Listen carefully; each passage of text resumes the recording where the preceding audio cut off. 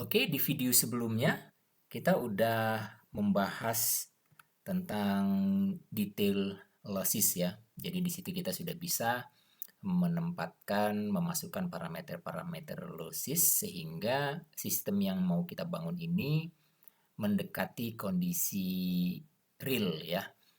Nah, sekarang kita lanjut untuk masuk ke pembahasan selanjutnya yaitu self consumption.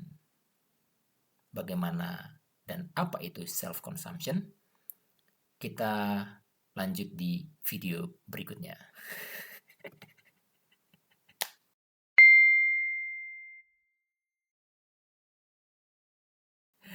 Apaan sih Bang? Baru juga mulai ya. Nah ini dia, self consumption itu kalau dari bahasa Indonesianya ya sepertinya bisa kita artikan sebagai pemakaian sendiri gitu ya. Dipakai sendiri. Jadi kalau sistem yang kita bangun ini tidak kita rencanakan untuk digunakan atau diekspor keluar, ya udah kita makan aja sendiri, kita konsumsi sendiri. Jadi desainnya mendekati dengan kebutuhan kita, tidak over, tidak berlebihan, tidak juga kurang, atau setidaknya tidak berlebihan lah ya, supaya budget yang kita keluarkan, investasi yang kita keluarkan juga adalah investasi yang tepat sesuai dengan apa yang kita butuhkan gitu. Kita nggak mau jualan energi ke PLN atau ke eh, beban-beban yang lain gitu ya, tidak mau kirim, kita mau gunakan sendiri aja gitu. Nah, oke, ini ada beberapa opsi ya, beberapa opsi untuk self consumption. Jadi ini ya tidak ada self consumptionnya. Nah, ini adalah fixed constant consumption. Jadi ini pemakaian yang fix dalam 1 tahun gitu. Jadi kita berapa kalau misalnya kita punya pabrik gula kita itu ada berapa megawatt hour per tahun kita masukin di sini. Nah, ada lagi monthly values. Jadi ini nilai rata-rata bulanan. Nanti kita masukin di sini misalnya Januari yang kita butuhkan itu berapa gitu. Jadi ini bisa kita dapatkan biasanya kalau saya dari billing tagihan PLN-nya gitu. Dari tagihan itu kan kita bisa konversi ya. Misalnya 100 juta dibagi dengan tarif dasar listriknya berapa? 1.100 kah? Kalau residensial itu sekitar 1.700, nanti ketemu dia sekian kWh. Nah, itulah yang kita masukin di sini. Sekian kWh, sekian kWh, sekian kWh. Itu untuk monthly values ya. Nah, ada lagi daily profile. Nah, ini ya profil harian gitu. Jadi kita bisa masukin profil hariannya di sini. Dari jam 0, jam 1, jam 2. Nah, itu kalau kita punya profil, kita bisa masukin di sini nanti di generate sama sistemnya jadi 1 hari, jadi 1 minggu, 1 bulan. 1 bulan maksud saya 1 minggu kayaknya nggak ada ya, sama 1 tahun gitu. Jadi kalau teman-teman punya nilai beban harian yang per jam ya, yang ada detailnya sampai jam per jam, bisa masukin di sini. Ada lagi yang dia probability profile. Nah, probability ini ya takaran aja kira-kira gitu ya. Kalau saya bahasakan dia kira-kira aja. Nah, misalnya di sini constant over the year gitu. Probabilitasnya dalam 1 tahun itu seperti apa? Karena ini pabrik gula ya, kemungkinan dia kan tidak terlalu banyak variasi. Jadi kita bisa buat dia rata-rata pemakaiannya aja dalam 1 tahun itu misalnya dia running 24 jam ya, misalnya 500 kW gitu, 500 kW, oh sorry, ini 500 kW. Nah, nanti di generate dia kira-kira dari 100% beban pabrik itu yang menyentuh 500 kW berapa persen ya. Nah, nanti kita bikin di sini kira-kiranya gitu. Misalnya 0 sampai 500 itu ya sekitar 45% itu bebannya di sekitar ini gitu. Atau kita mau naikin 50% gitu. Jadi dia atur lagi. Nah, kalau 500 ke 1000 kW itu berapa persen kira-kira? Ah, itu sedikit itu. Cuman 22% aja kira-kira gitu. Nah, ini terus diandai-andaikan dia ya. Terus 1000 ke 1500 ada nggak? Wah, 13%. Karena ini sistem kita kemarin kita bangun 500 kWAC, mungkin kita tidak terlalu banyak bermain di atas 500 ya. Mungkin aja kita bikin di sini jadi 60% aja ya. 60%. Jadi sisanya main di 500 ke 1000, 1000 ke 1500. Atau ini kita besarin aja ya, mungkin jadi 80% kita banyak main di range ini. Kemudian tinggal sisanya aja kalau misalnya ada beban-beban khusus gitu sehingga ada lonjakan-lonjakan di waktu-waktu tertentu. Nah, ini kita bisa pakai profilnya. Kalau kita mau lihat grafiknya seperti ini kira-kira ya. Ini yang di generate dari sistemnya ya. Hariannya, monthly-nya ya. Ya, kemudian dia KWH atau MWH. Nah, kita bisa lihat di sini. Kalau kita sudah buat probabilitas dayanya atau bebannya, kita bisa okein. Tapi sebelumnya ini, nah, ini kan kita nggak mau dia ekspor keluar kan, karena ini kita mau jadikan penggunaan sendiri karena tidak ada lagi benefit kalau kita ekspor energi ke grid ya. Jadi ini bisa kita uncheck ya. Jadi ini kan allow solar injection into the grid. Jadi maksudnya izinkan solar menginjeksikan ke grid gitu. Jadi kita nggak usah, nggak perlu lagi kita injeksikan ya, kita pakai sendiri aja. Nah, setelah itu kita okein. Nah, di sini saya tidak mau masukin dulu sistem penyimpanannya atau storage-nya, tapi kita mau langsung run simulasinya supaya kita bisa melihat berapa losses dari sistem yang tidak diinjeksikan ke grid.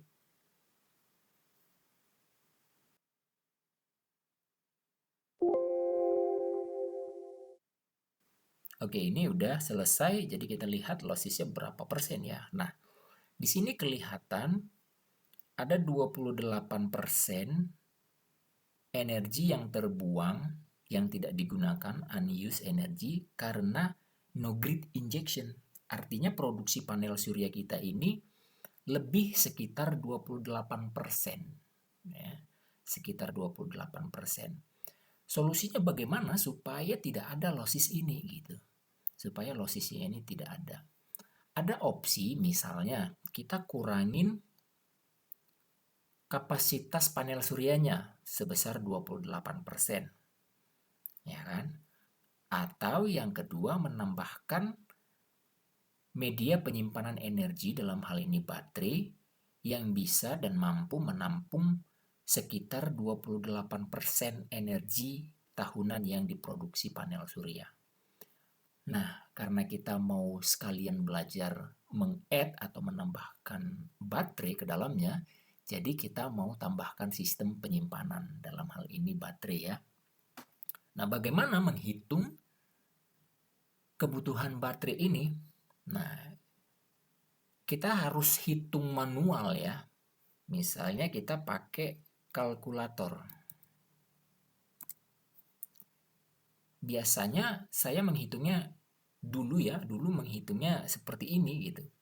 Jadi saya mau hitung kan 20% itu bisa misalnya kita pokoknya ngambil selisih ya. Kita jadi langsung kurangkan aja nih. Misalnya 114 ya 844 ini bener nggak ya? Nah ini 1 juta sekian ini, nah ini dikurangin sama ini yang akhirnya kita pakai 816517. Nah berarti ada sekitar ini yang rugi kita kan. Jadi itu cukup besar juga, cukup besar. Jadi selanjutnya ini 1 tahun ya teman-teman, ini 1 tahun. Jadi kita harus bagikan dia ke 365. Nah, jadi kebutuhan baterai yang harus kita sediakan adalah kapasitas yang mampu menyimpan 800 91 kWh. Nah, kalau misalnya kita pakai baterai dengan sistem 48 volt, berarti kita cari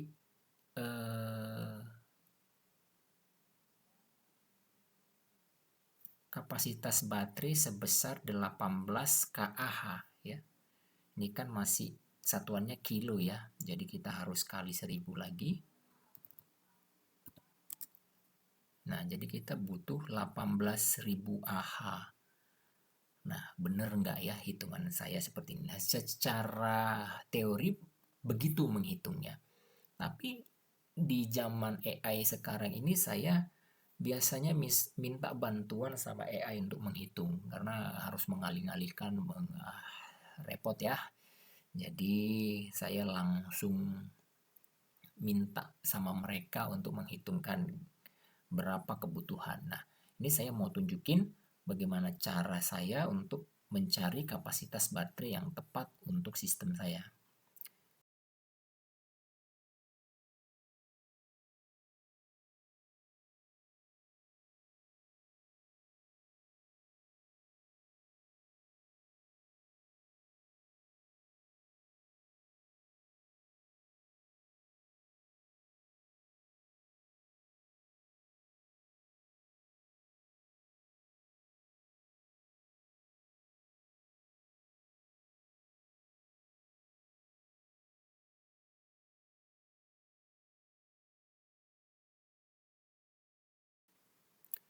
Nah, dia jadi membuat dia sekitar 20.000 AH.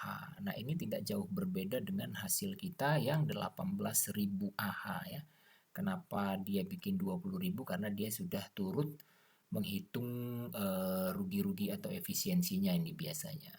Nah, ini kan biasanya baterai memiliki efisiensi penyimpanan 90%. Jadi, secara teori begitu ya. Kita ambil selisihnya, kemudian kita bagikan ke 360 hari dan kita bagikan ke tegangan kerjanya gitu. Jadi kita dapatkan sekitar 20.000 Ah atau kita butuhkan sekitar 972 kWh.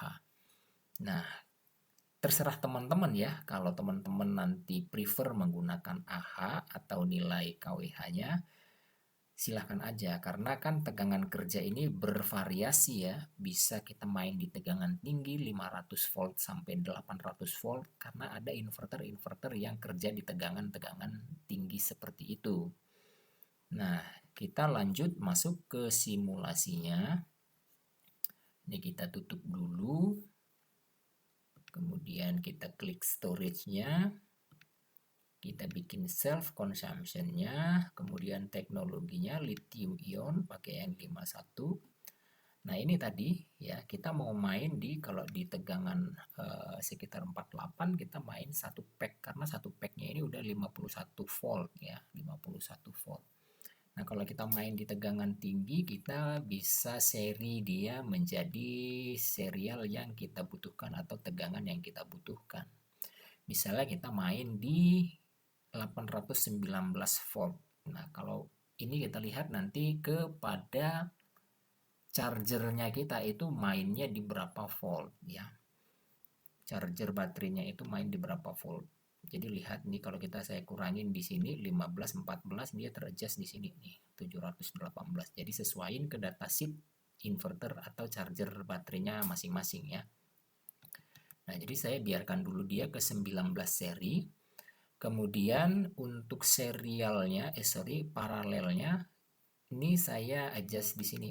Nah, kalau misalnya teman-teman adjust di sini, lihat di sini nanti berubah dia di store energinya. Nah, kita yang mau kita kejar di sini. Tadi kata dia kan di sekitar 972 kWh. Nah, kita adjust dia menjadi sekitar 900 atau 1000 lah ya, kira-kira begitu. Nah, kalau ini mungkin sekitar 800-an. Nah, karena dia udah 80% ya. Kalau misalnya kita 100% ini pasti ya cuman 819 karena ini kan dikali 100 biasanya gitu. Karena dia pakai 80% jadi dapatnya 6.000. Nah ini kalau misalnya 10, nah 600 berarti kita bikin 5. Nah 993 itu ya mendekati ini ya. Nah oke, kita pakai yang 993, kita okein.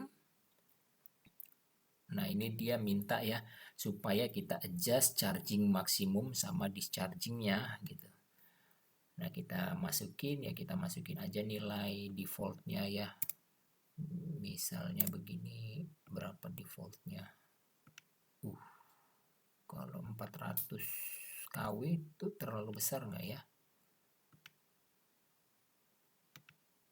400 kW, kalau 400 kW berarti 2 jam tuh penuh ya. Kita bikin aja di sini mungkin sekitar 275 gitu.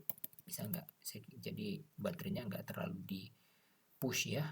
Nah ini juga kita bikin misalnya 500 saja gitu. Jadi discharge-nya 500. Nah setelah itu kita jalankan simulasinya.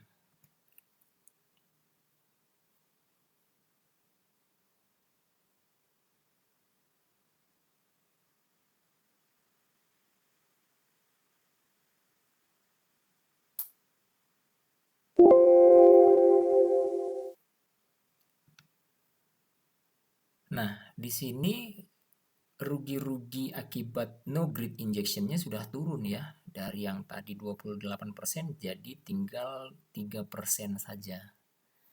Nah, itu cara kita menentukan kapasitas baterai yang tepat untuk sistem kita. Ini kan gede ya, untuk 500 kWAC atau kemarin itu 680 kWp.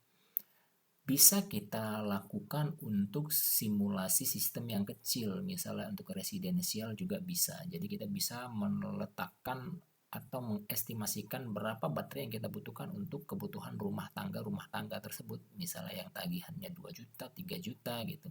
Berapa kapasitas baterai yang kita butuhkan supaya tidak oversize dan tidak undersize. Yang kita cari di sini adalah keseimbangan. Sistem yang kita bangun tidak besar dan tidak terlalu kecil juga, tapi mendekati dengan kondisi ideal kita, sehingga investasi daripada klien kita itu juga boleh tepat guna, tidak over gitu, sehingga BEP-nya, break even point atau ROI-nya, return of investment-nya itu juga boleh bagus gitu. Nggak pula jadi sampai belasan tahun, tapi bisa mencapai waktu yang ideal untuk pembalikan. Karena sistem ini kan panel surya itu hanya 25 tahun ya. Untuk panel suryanya, inverternya juga kalau awet bisa belasan tahun. Baterai juga kalau di cycle setiap hari lithium itu mungkin rata-rata sekitar 15-16 tahun kalau di baterai baru. Ya kan? Jadi penting untuk mendesain kapasitas itu mendekati kondisi yang benar-benar dibutuhkan oleh klien kita, tidak over budget. Itulah gunanya kita sebagai konsultan untuk bisa menawarkan mereka solusi yang tepat guna gitu, bukan hanya untuk keuntungan kita sebagai developer atau EPC, tapi juga memberikan solusi yang tepat bagi klien kita. Oke, jadi di sini kita sudah belajar bagaimana menentukan besaran kapasitas storage ya, baterai, sama menentukan kebutuhan energi melalui self consumption. Jadi teman-teman, ini saya save dulu ya, save. Kemudian saya bikin di sini self with battery gitu aja ya. Ya, biar jelas. Jadi kita udah ada 3 varian ya, save as new. Nah, untuk menentukan storage ini, atau kalau kita mau, kadang-kadang kan ada kayaknya 3% mau saya kurangin dah, nggak apa-apa, saya daripada investasi terlalu banyak ya, jadi saya mau kurangin aja storage-nya dari 15 menjadi 14. Nah kemudian kita okein, kemudian kita run simulasinya, kayaknya masih kurang tepat ya, saya mau kurangin lagi atau mau tambahin lagi jadi 16 paralel atau 17 paralel untuk mengeliminasi 3%-nya, jadi saya nggak mau sama sekali ada energi yang terbuang gitu. Nah, itu bisa kita lakukan seperti ini, atau cara cepatnya dengan menggunakan batch simulation. Kalau gini kan kita capek ya, kita rubah parameternya satu-satu, kemudian lihat lagi, wah ini jadi 3,8 ya, tadi 3,3, sekarang 3,8. Terus kita mau rubah lagi, jangan dah, kita tuker aja jadi 13 misalnya, terus kita simulasiin lagi. Ini kan capek ya, memakan waktu untuk mencari nilai yang tepat dengan apa yang kita mau. Jadi cara singkatnya atau cepatnya itu kita bisa menggunakan batch simulation. Tapi batch simulation ini nanti kita bahas di waktu yang akan datang ya, supaya videonya tidak terlalu panjang. Nah, ini misalnya kita lihat lagi nih, loss-nya 3,9 ya. Ya, jadi itu akan tektok-tektokan sama kliennya, Pak, kalau begini seperti apa, Bapak mau nggak gitu. Saya tunjukin sedikit tentang batch simulation. Nah, ini dia batch simulation. Jadi kita buat sistem yang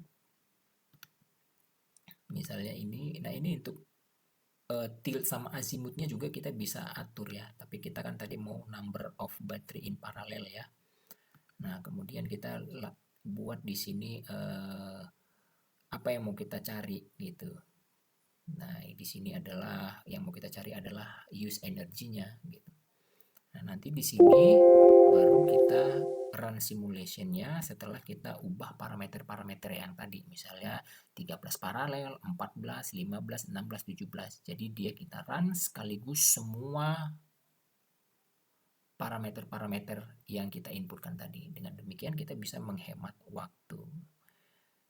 Tapi saat ini kita sampai di sini dulu. Kita sudah belajar tentang self consumption dan storage. Jadi kita bisa menentukan berapa besaran kapasitas baterai yang mau kita bangun dan berapa kebutuhan energi yang kita mau install di bangunan atau pabrik atau apapun itulah ya.